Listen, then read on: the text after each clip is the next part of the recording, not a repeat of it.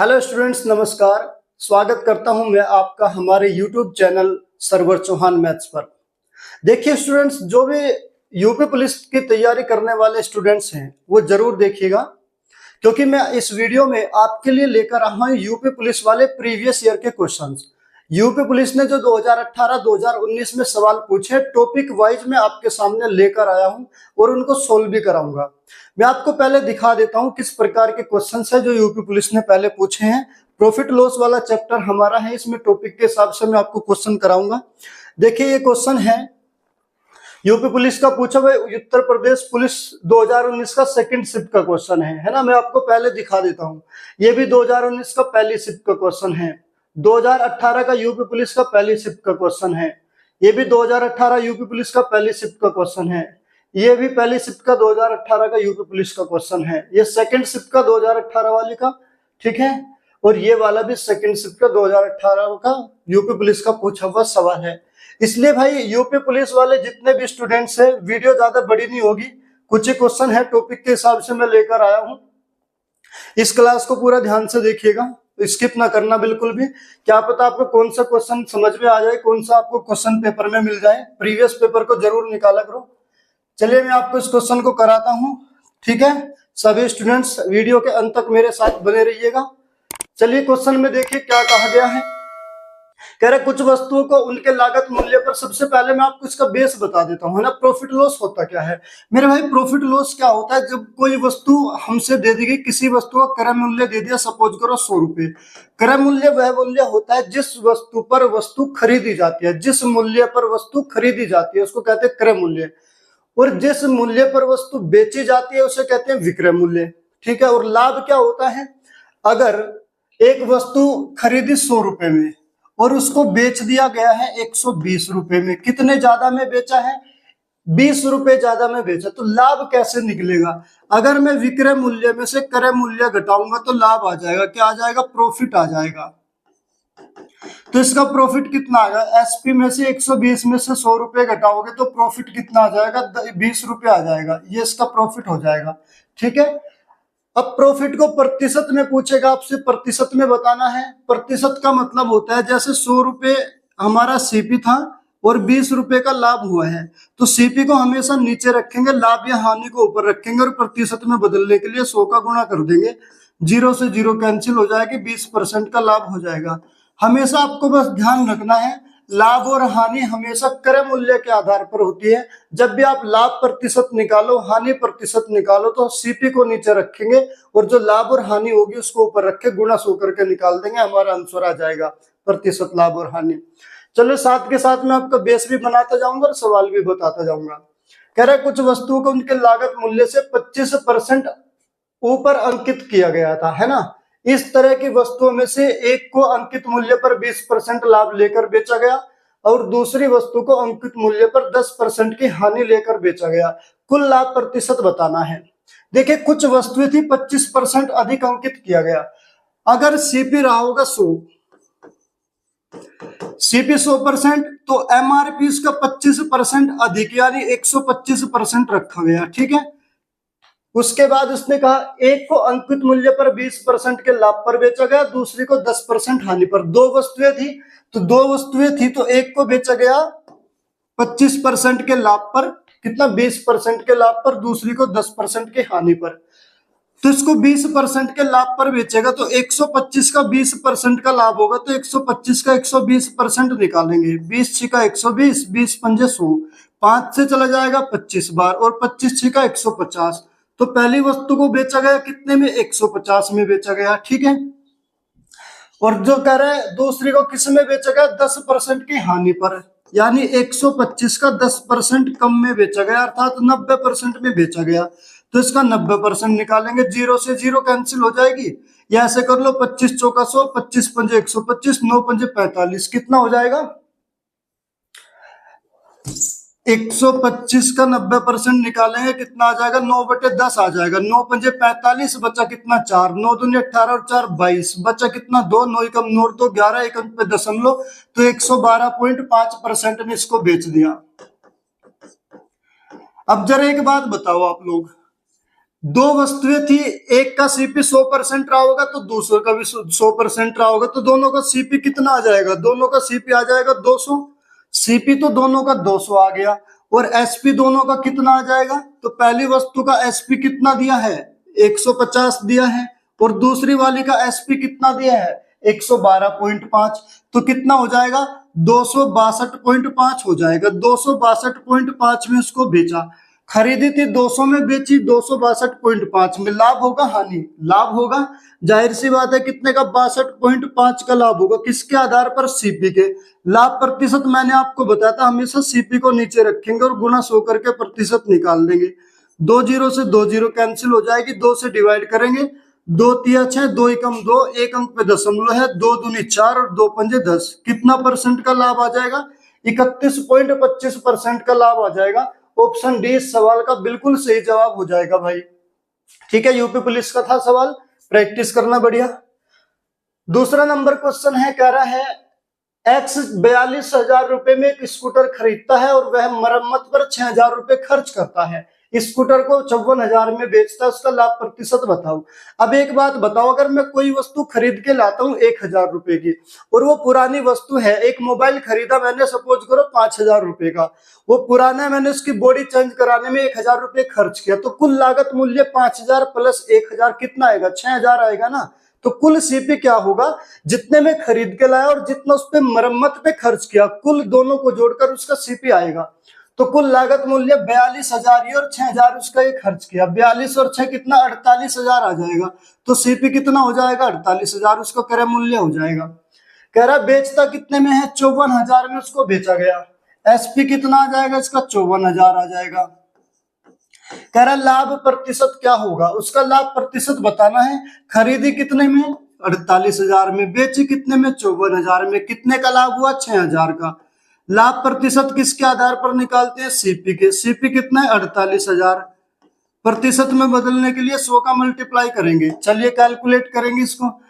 3 zero से तो 3 zero cancel हो गया, और 6 से चला गया कितनी बार? 48 8 बार।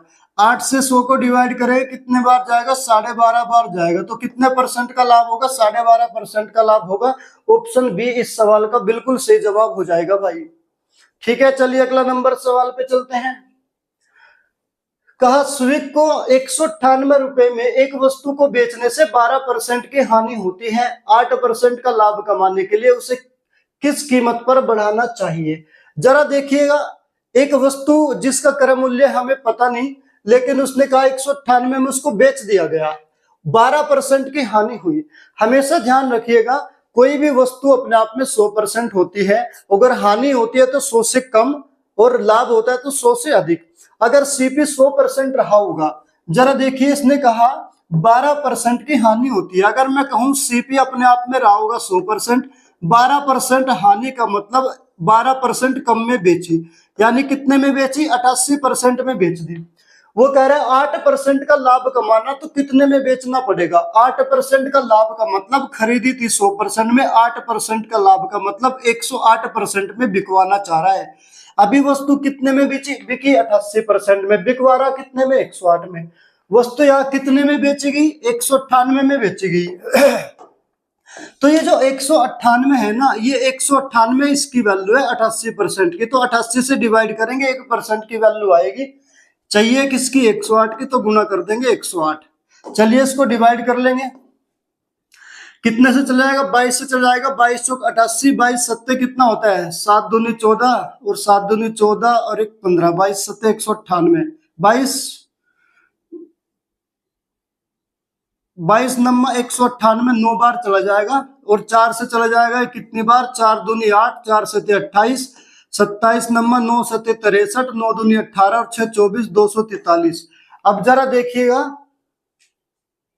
243 में वस्तु को बेचा गया है। 243 में वस्तु को बेचा है। क्वेश्चन में क्या कहा?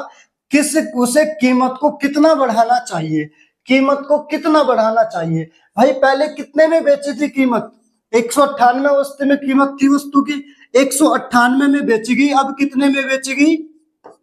243 में बेचेगी। तो कितना बढ़ाया? 198 से 243 कितना ज्यादा है?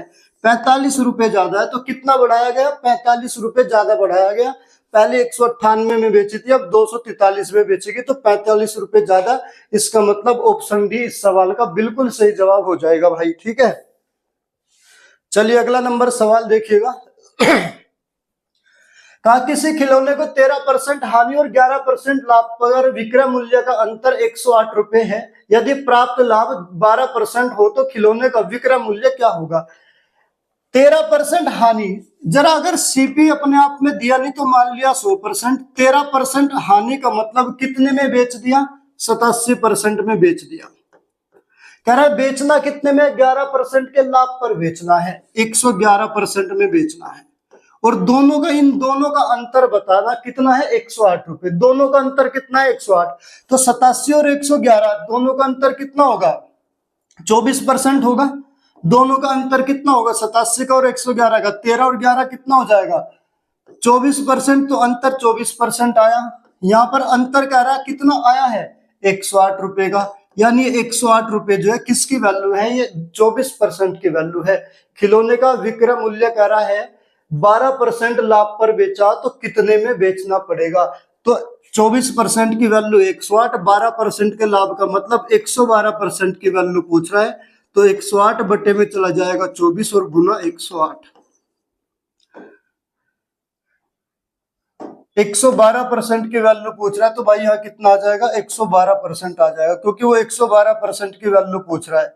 तो 112% की वैल्यू निकालेंगे, गुना 112 करेंगे और इसको डिवाइड करेंगे। कितने से चला जाएगा, ये चला जाएगा 4 से चला जाएगा, कितनी बार, 4 से चला जाएगा 6 बार, ये 4 से चला जाएगा 4 दूनी 8, 3 4 8 32, 6 से चला जाएगा 6 कम 6 और बचा 4 6 8 48, 18 8 144 बचा कितना 14, 18 दूनी 36, 36 और 4 40 और 10 50, कितना हो जाएगा 504। कितने में बेचना पड़ेगा, 504 में बेचना पड़ेगा। ऑप्शन सी सवाल का बिल्कुल सही जवाब हो जाएगा भाई। सवाल नंबर 5 का, कप का एक सेट जब एक 720 रुपए की कीमत पर बेचा गया तो 20% का नुकसान हुआ, 5% का लाभ लेने के लिए सेट को किस कीमत पर बेचा जाना चाहिए।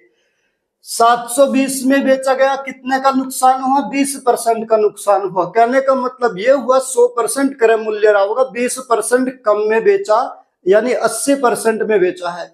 इसका मतलब जो 80% की वैल्यू है वो कितना है, 720। अगर मैं 720 को 80 से डिवाइड कर दूं 1% की वैल्यू आ जाएगी।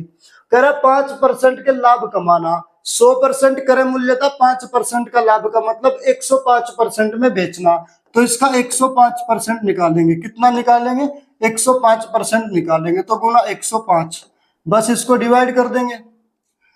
0 से 0 कैंसिल, 8 से गया 9 बार, 9 पंजे कितना हो जाएगा 45, 9 कम 9, कितने में बेचना पड़ेगा, 945 रुपए में बेचना पड़ेगा। ऑप्शन सी इस सवाल का बिल्कुल सही जवाब हो जाएगा भाई। 6 नंबर क्वेश्चन है, कह रहा है एक मास को 308 रुपए में बेचने पर इरिन को 12% की हानि हुई, किस विक्रय मूल्य पर उसे 10% का लाभ हुआ होगा।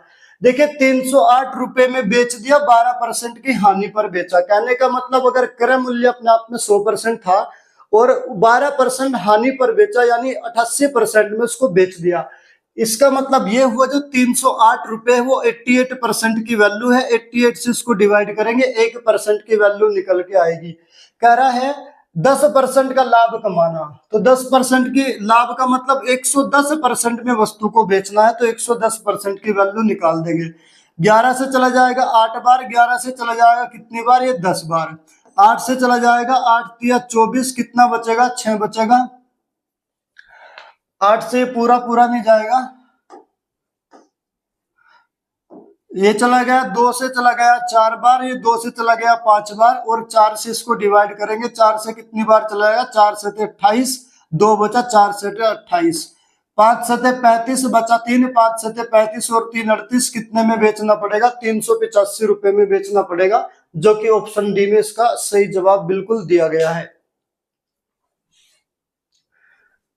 सवाल नंबर अगला देखिए 7 नंबर का, किसी वस्तु को 693 में बेचकर स्मृति को 26% लाभ प्राप्त होता है, स्मृति ने कितने रुपए में उस वस्तु को खरीदी की होगी। जरा देखिए 693 में बेच दिया, कह रहा है 26% के लाभ पर बेच दिया।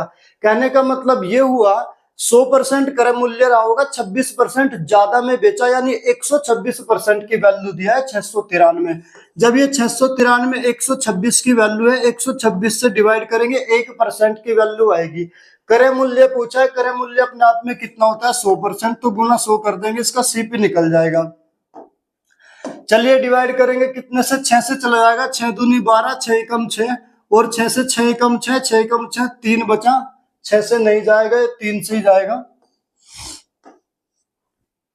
3 से डिवाइड कर लो, 3 चौक 12, 3 दूनी 6, 3 से चला गया, 3 दूनी 6, 3 तीन 3 एकम 3।